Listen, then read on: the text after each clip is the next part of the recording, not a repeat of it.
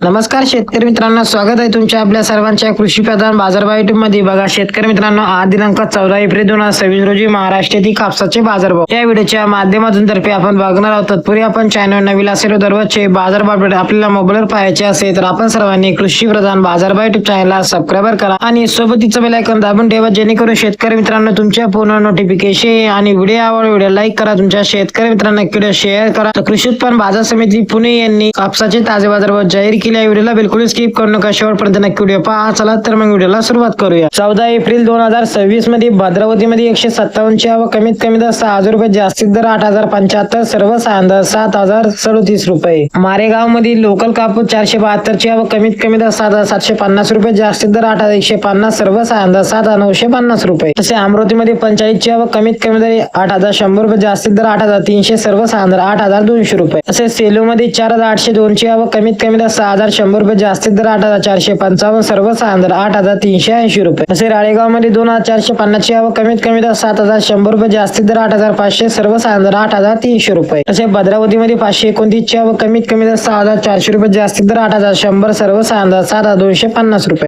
तसे उमरेडमध्ये लोकल कापूस 1,030 ची आवक, कमीत कमी दर 6,500 रुपये, जास्तीत दर 8,280, सर्वसाधारण दर 7,420 रुपये. तसे मारेगाव मध्ये लोकल कापूस 750 ची आवक, कमीत कमी दर 7,801, जास्तीत दर मध्ये 8,201, सर्वसाधारण दर 8,001. हे होते 14 एप्रिल 2026 रोजी महाराष्ट्रातील कापसाचे बाजारभाव. भेटूया अशा एका व्हिडिओ मध्ये, तोपर्यंत धन्यवाद.